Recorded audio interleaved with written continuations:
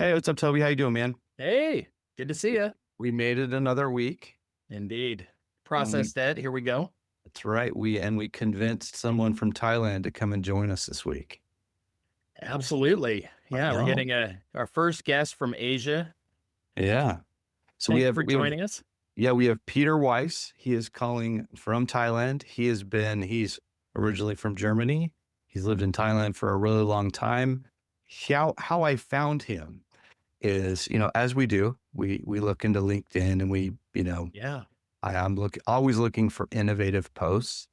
And Peter really brought, I feel like, what we've been trying to communicate, which is there's a ton of waste in Mm. manufacturing, right? And you can see it. But there's the inner waste, there's the knowledge work waste that we just oftentimes don't talk about it. And so, Peter, welcome to the Process Debt podcast. Yeah, hello.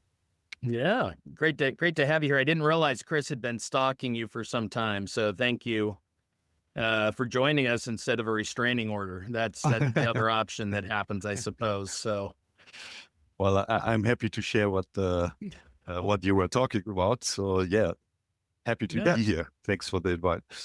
Yeah, Peter, why don't you tell us, just give us a little background, little kind of elevator pitch on kind of what you've done, where you're at today, what you're interested in. It's a long story, but I try to keep it very short. There are many stages in my life. As you mentioned, I'm German. Yeah, I live now 33 years in Thailand. I have changed nationality. I am Thai, but my accent is still German, not Thai. So I came here in 1993 on a project for 3 months, which ended up now in 33 years. I'm originally from process engineering and in environmental engineering, actually. And over the time I moved into operations. In 2004, I came here in Thailand, or came back to Thailand permanent, and run businesses, manufacturing businesses. And the first one that I joined was probably the leanest organization that I have ever met, that ever have been working for, without them calling it lean. And that made something with me. I saw the way how we run businesses in a completely different way. And I then got my MBA, and I thought, now I know it, and I know everything. And I became the guy who help other organizations. So I went into ailing businesses and tried to help them to turn around. And of course, the first one completely failed. And that's what I really messed it up completely. I got the KPIs done. The investors were happy, but all the people were hating me, and that's why I lost the job after about 1.5 years. And that made me to pause. I actually was quite burned out at that moment, and I was thinking, what I'm doing here, what is this? And instead of looking to the outside and say, hey, the others are all wrong, I said, it has something to do with me. And I went away for a 10-day Vipassana retreat. That some people call it retreat. Actually, it's a course, learning inner skills. And here I realized now there's a lot of waste, Buddha, in our inner gemba. When I say inner gemba, gemba is the real place where value is created for customers, from the Toyota speak. And I see we have also this inner gemba where we process information and have emotions, have our consciousness, have our knowledge, wisdom, and all this, and create something for the world around us, to our loved ones and to our colleagues and whoever we meet. And there's so much waste too. And so I moved into this direction and integrated this into my leadership style. And ever since I do this, I'm successful, I would say. I'm quite successful. Sounds like a really good pivot. There's nothing worse than feeling like you're bringing all the secrets to a client only to discover that none of it resonated with them. and then that's a very natural response. Gosh, what did I miss? What did I do wrong? Right. And it's rarely that we pause. It's probably just as well. It's good for us to reflect, but oftentimes it's the situation or the timing as much as anything. Yeah. So, but it sounds like that was a real headwater for you, kind of giving you a springboard into what's become then, sounds like mind Kaizen and thinking about the balance of the Gemba. Is that? Yes. It took a few years before I started Mind Kaizen. First, I worked as interim manager and help businesses here in Thailand that were not doing well. And 2017, I decided to go independent. I didn't want to work for corporate world anymore. I started 3 things. Yes. Was a good move. It was the right move. So I worked for myself, and not only, I mean, there was something that I had experienced over the time. Shareholder value had become more important than any other value. And that was a little bit the thing that changed my mind, where customer value, okay, we need customers to pay us, but they are really annoying. So I said, and that is not my world. And this is what Toyota called respect for people, which I completely failed and had learned then in a different way. I think that's completely neglected. Most companies, it's not all, neglect that. They might talk about kindness and something like that, but that's not respect for people in my view. It is understanding business processes and make them so simple and easy that it is easy for people to work. And do this with them. What a cool transformation, Peter. Like, I love that story of like, I worked in a lean company that didn't know that they were lean. Like it was just their culture. They were just always improving.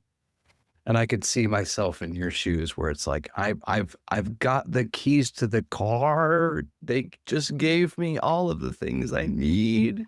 And then you just, with great excitement and fervor, it's like, ooh, like that, that's a really kind of transformational internal experience of like, oh, you can't just like almost like preach at people. And they'll be like, oh, I get it. And then let's just go run and do things. And that's an interesting thing. It was also transformational, not only to the outside world, so how I reacted now to the outside world. It was also an internal transformation. I wasn't really happy before. I was stressed. I was aggressive. I was really miserable. And you see now I smile quite a lot. I even had an experience where in that former in that business here in Thailand where I worked with, I went there smiling all the time because we in Thailand, we smile, we are happy. And they asked me, are you not taking us serious here? Oh, that's interesting. In German, Germans don't smile. Well, but you're Thai, so now I'm Thai. That's why I can smile. That's right. What a relief! But I made this transformation also. So Deming has this wonderful 14 points, and I think it's point 8 where you talk about drive out fear. And I don't think we can get rid of fear because that's the emotion that drives us to prevent any accidents and harm to us. But we can learn what is fear and understand fear in that sense as a data point, rather than being manipulated and driven by it. And I have lost that fear. So I'm not afraid of anything anymore unless it's real. Like in my garden, I have wild elephants and I have respect. I'm afraid of them for sure. I have big snakes and I'm afraid of them. Very but I'm not reasonable. afraid of the future, losing my job or don't having income, because I know I can do that. I can make a change. So, and this is one of the insights that I got. Organization works so much with fear, and maybe not intentionally, but if we as leaders understand this and really remove it and create joy in work, that changes almost everything. What would you say when you worked at this company that had the culture, the lean culture that they didn't know they had? Would you say that they were fearless? Like they just had significantly less fear? Yes, they didn't have this typical fear. So don't say anything to the boss and please him and so on. So obviously they spoke up. But there's also something very interesting that Masaki Imai wrote in his book, and I like that. There needs to be a little bit of anxiety, a mild anxiety, for us to be afraid to lose out. So let's say it in this way. So if we don't change today, we may fall back. So we lose out. So it's not fear; it's more really the fear of losing out, maybe. I think we struggle to identify the difference between what our body's telling us when we're anxious versus when we're excited. And too often, to your point, there's been such a profound shift towards shareholder value above all else, above customers, above employees. And that was a long time conversation. It was a very strategic conversation. Who do we prioritize first? Is it customers? Is it employees? Is it shareholders? Increasingly, it feels like the rhetoric is all back to shareholder at the cost of customers and employees. And so it's hard to get teams excited about major transformations when there's no benefits accruing to them, or there's no benefits showing up for the customers we serve. And so I think when we can show up with less fear in how we are interacting with our clients or trying to enable and activate our teams, it's a lot of permission that we're bringing to the table for them to shift that. So that anxiety response, I love that you called that out. Sometimes it's just it's an emotion and we've not got quite the right label yet. So that's really good. And I think you said something very important, and this is what I'm really working on. You mentioned the body. The body tells us something, and I think we are completely deluded. We always work with our conscious, rational mind. Yeah, okay, that is the one that's conscious. That's why we work with. Having researched the subject in context of my Mind Kaizen approach, and where I have a program that's called Shin Kaizen, I found information or research, which, I don't know, it was really, I don't know how I should call that. I'll give an example. We are, you guys understand IT, you understand information processing, you can measure bits per second as a speed. And information that comes to us all the time is about billions of bits per second. How much do we process with our senses? You have an idea? Guess the number. Some 100 million. Yeah, we filter out so much of it, though. You filter out a lot. But how much is really processed consciously of that? That's a really good question. Yeah. I don't know. Did you come across a measurement? Well, there is, it's hard to measure, but people do simulations and derive figures from that, and research as well. I've always worked with the number 100 bits per second. But just recently, there's a new research, and they said it's more likely 10 bits per second. That feels like that's true of me. Chris might be able to. I think when I was 18, it was probably 200 bits. It's so. Your filtering has gotten better, Chris. I think that's probably 10 bits a second. We'd like to think there's some research from Caltech, so California University there, but that's fascinating. I think that explains a lot.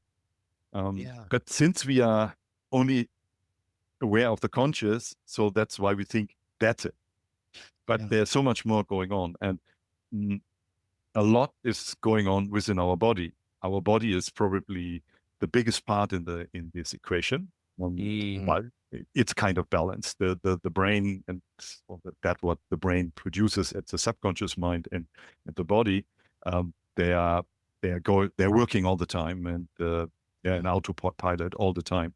And only important things are then bubble up to the consciousness. Okay, this we offer to the guy who we call Peter, and let him work on it, have fun with it.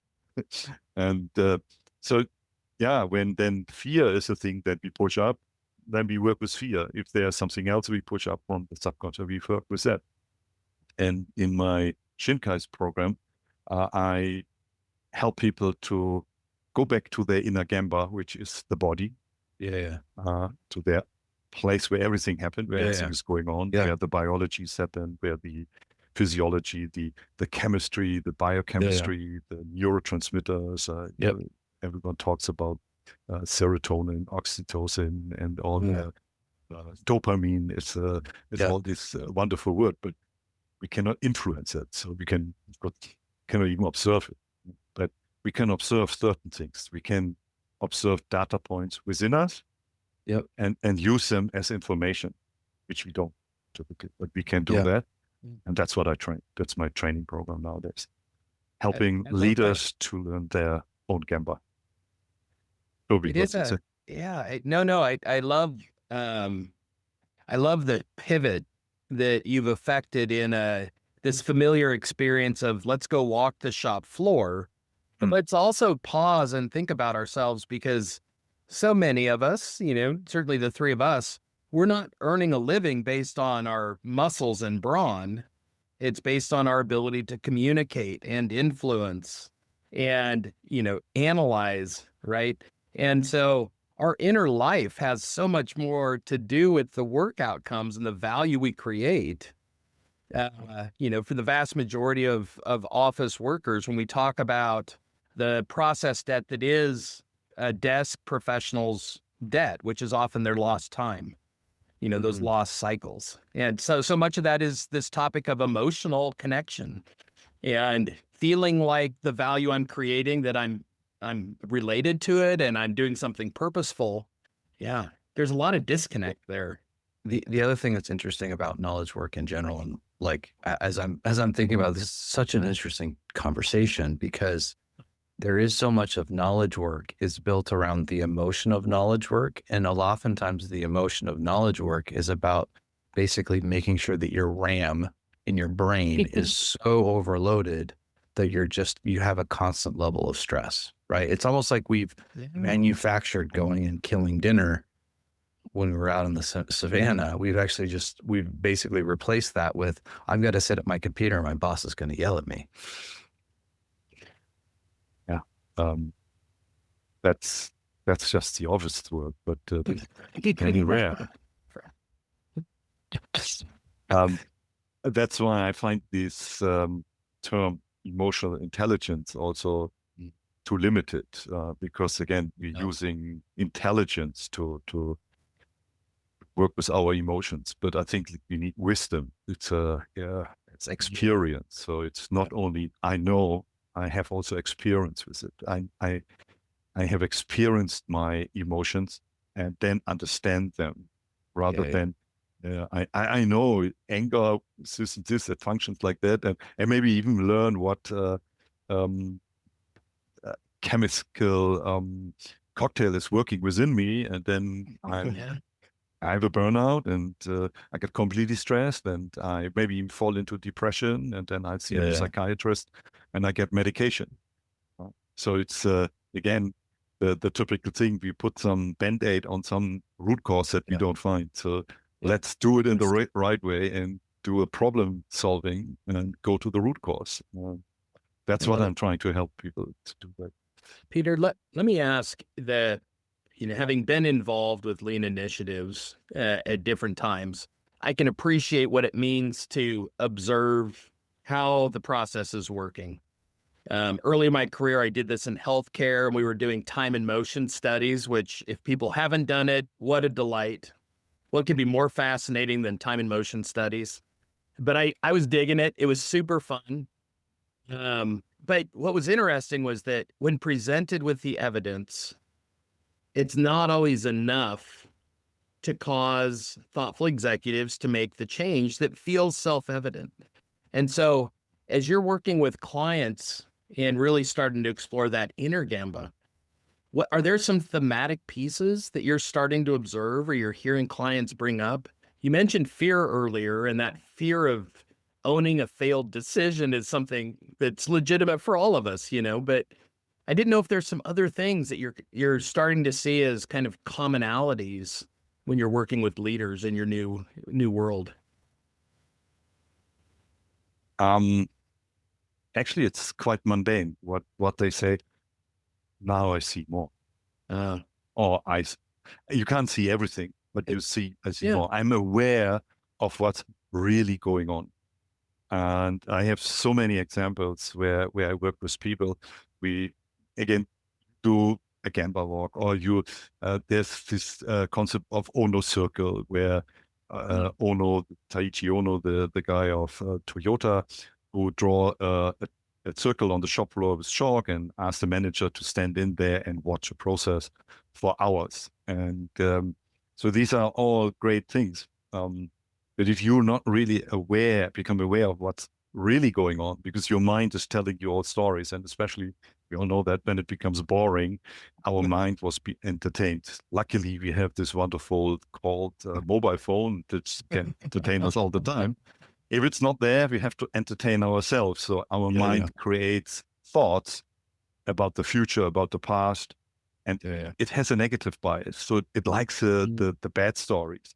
And if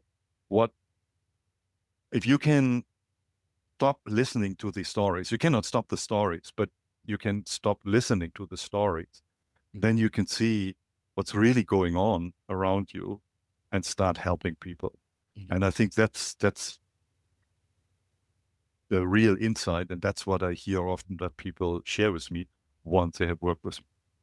Yeah. Peter, let me ask it a little differently, just on this same thread, because the piece that I'm curious about, there's a reason why you've started exploring the inner gemba and the leadership, the mindset and the framework. A lot of times we'll have the same 2 or 3 stakeholders sit in that same position in the circle and make those observations, and they may all see the same data points, right? But whether or not they're prepared to act on it, that's the piece that I think often has been my experience. Presented with the same information, why is it that executives aren't consistently making the right choice? And so I don't know, it feels like there's a different conversation on the internal side, perhaps, that you're experiencing than what we observe walking the floors. It's an hypothesis. I can't tell you why it is, but I have an hypothesis about that. Yeah, I think it's quite, you can experience it yourself. So it's a quite solid one. Perception. There is in that what I teach is based on Buddhist psychology. So it's a 2,500 plus year old teaching. I have just modernized it because the way it's taught nowadays in this old traditional way, it doesn't relate to many people. So it's when you said Om, when the meditators, what this guy doing? It's nobody understands what they do because it looks so fancy. They sit there in their orange robes and so on. So what it is perception. You see, our senses take in the same data point, but the experience that we had from the past, our culture, our upbringings, our parents, the friends we had, all trigger different bodily sensations within us when we take this data point in. We see something. I give always a very simple example. Rain, take rain, for example. You have arranged a barbecue party and you have set up everything. You want to sit outside, have beer, steak and everything, and it starts raining. How do you feel? Okay. So you see the rain, you feel the rain on the skin. Yeah. It's just a data point. Now imagine you are a farmer in Pakistan or in Bangladesh where there was a drought for so many months and you are now waiting for rain and it starts raining. It's the same rain. It's just water falling from the sky. You see the rain, you feel the rain, you hear it. Same data point, but completely different perceptions within the body of the people. And that's extreme examples, but you have 5 people in a room. They all have different perceptions about the same data point. And that's why you get so different approaches to life, which is good because this brings in the new ideas. But it is also a challenge if you want align people around a goal and get them something done. So what a great analogy, though. Learning to see that. So in Buddhism, they call this the first arrow and the second arrow. So the first arrow you can't avoid. I love the first arrow and the second arrow. Tell everybody about this. This is so good. So good. I didn't even tell Peter to bring this up. Like I've been thinking about this a lot. You need to send Peter a check though for looking into this. No, don't worry. I said the invoice first. Tell the listeners about the first arrow and the second arrow, because I've only recently come across this. Okay. It's a story of the Buddha explaining to everyone of us how do we function? How is the process of information processing going within us? And he describes it that anything that we perceive through our senses is the first arrow. You cannot avoid that. You see something and you have immediately a perception about it. Let's say, I don't know, anything disgusting. You see disgusting, immediately it raises disgust. You see a dangerous animal, immediately the emotion fear arises within you. And so on. Or you see something beautiful. You say, "Wow, I love that." And so these are things that happen automatically. We have very little influence on that. Actually, no. So this is the first arrow that hits us. It could be pain also within us. It could be a pain that we have. You have a headache and you become miserable because of the headache. The second arrow is your choice. This is when we process then this information and bring it to our consciousness. What do we do with it? Do we go with the emotion of anger? Do we go with the emotion of fear? Or do we do it more rational and look at it and say, anger is actually a nice emotion because it tells me something is not fair, something is not right. So anger drives me to make a change. So rather than becoming angry and shouting out and becoming aggressive or whatever, why not step back and look for the root cause of this unfairness and make it fair, make a change. And so that's with the second arrow, to have the choice going into the painful, into the miserable direction, or going into the more wholesome, creative, doing something beautiful direction. The first arrow you can't avoid, it will hit you, but the second arrow you can. Now, and I say you need to be trained for it. Typically the second arrow for the untrained person just hits you too and you're gone with it. When we're not aware that there's two arrows, we just take all of the abuse. So this is the first I don't remember ever encountering this concept, but I love the distinction between what is outside of me that I can't control and then what's inside of me that I can. Most of us just let it compound. So that's a beautiful idea. It's really the distinction between what I can control and what I can't control. Exactly. Yeah. Well, and the interesting thing, like if we take this back to just process debt in our day-to-day lives, oftentimes we're getting hit with that first arrow, which is I need to do an implementation. My boss asked me for a PowerPoint. I need to do an email, right? And we're just literally taking everything in and we're saying yes to everything, right? And so we're grabbing that second arrow and we might as well just poke ourselves in the eye, right? Because it's like, I'm saying yes to everything. It's hero ball, which I'm trying to get better at myself. But it's that not having that boundary, right? That boundary was crossed, right? There's some waste there. Even if that's just emotional waste of just sitting in the pain, that it's very applicable in knowledge work, is that not having boundaries, not saying no, just not having that, thank you for this PowerPoint. I can get it to you, but it's not going to be Friday. It's going to be next Tuesday, or it's going to be next Wednesday, or I can get you a rough draft that's not going to be polished. Like just having this. Go ahead. I think we're digging to the root cause of stress here. So that's ignoring or not being aware of being able to deal with the second arrow. This is where all the stress comes from, where all the issues that we have, burnout and so on, come from. So it's you're right.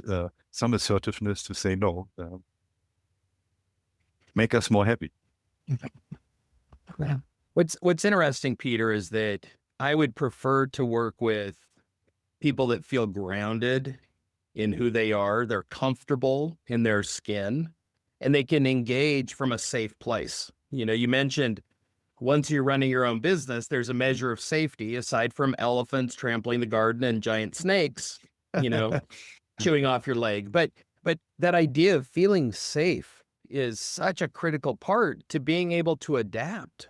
You know, otherwise it's a series of blocks kind of wobbly stacked that does make it really hard to respond if we're constantly anxious and we have no capacity to really consume what's coming at us, the first arrow.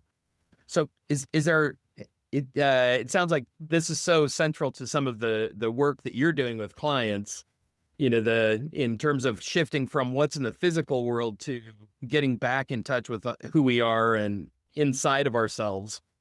So I'm sure there's a lot of techniques that you've struck on. What are there some common themes that you're seeing though, again, about how people are doing that? What's the feedback cycle? I think you're probably getting better feedback from clients now than that first consulting effort you talked about, where you walked away thinking, what the heck am I doing?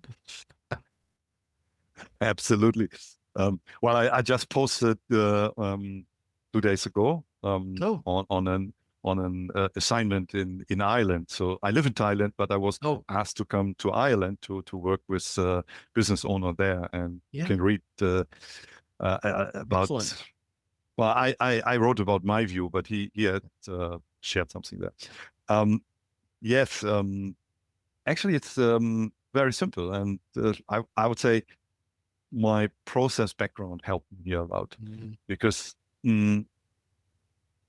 everything in the life, not in life, everything is a process in my point of view. Everything. Well, you have input, you have something that changes the input into an output. You need some resources for this. Mostly you need energy, and there will be some byproducts, positive or negative. And the whole process of processing information within us is actually very few steps, or we can make a very simple model there. And I use a model that's called the co-emergent model of reinforcement. It's been developed by a gentleman called Bruno Cayun from Australia. And he explains it in just the process in 5 blocks. And that actually works. You don't need more complexity. It's very simple. And it says just there is the stimulus, which is the situation that you're in. Then you have your first arrow, so to speak, is the sensory perception. Then you have an evaluation. This could be subconscious consciously. And almost instantaneously, not almost, it's instantaneously, simultaneously, a bodily sensation arises within you. Something changed within you. Normally you operate on the base level.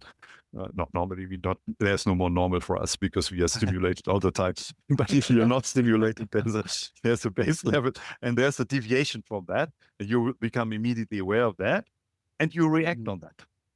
This is how the process of life has been designed. Single cell organisms function in that way. They don't have the conscious bit. They don't have the conscious bit of evaluation. But a single cell can already make a decision. I move away from something, or I move towards something. It's very fascinating. They have hair-like structures on this outer membrane and move in this way. So it's very interesting. So as if they have consciousness already or Yeah. awareness of something. And well, in this process, what is the weakest point? Now let's go to Alyot Gorat and theory of constraints. We go to the weakest point of the process. And this is bodily sensations. We are not trained to be aware of bodily sensations. Yeah. I don't know. My mom didn't train me. No. In MBA didn't learn it. In the engineering Yeah. school, nobody taught me. And this is what these funny guys in Thailand or in temples do. They sit down. Well, not everyone, but what they should do is sit down and observe the inner gemba. They observe what's going on within your body. Yeah. And just learn that. Become aware of that. And once you have learned that there's a lot going on, and then you realize what is your base level, and anything goes out of this baseline, something will arise. Yeah. Now it's a moment where the second arrow either flies or you stop. Yeah. Peter, this has been incredible. I'm gonna call it here. I'm sure we could keep talking for probably another hour. I love the fact that you're just reminding us that we're not human doings, right? We're human beings, right? And I think we run past that too much. well said. Yeah. Thank you, sir. Excellent. Toby.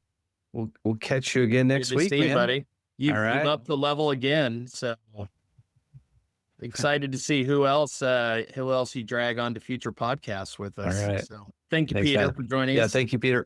Peter, tell us a little bit where people can find you. Well, I'm quite active on LinkedIn, Peter Weiss minus Mindkaisen, or my website, mindkaisen.com. Okay. Yeah, we'll put it in the post, and we'll put it in our blog post as well. Thank you so much, sir. Great. Chris, Toby, it was fun talking, and thank you. Invited to my program. Yeah. If you want to learn your inner gemba, let's go on a gemba walk.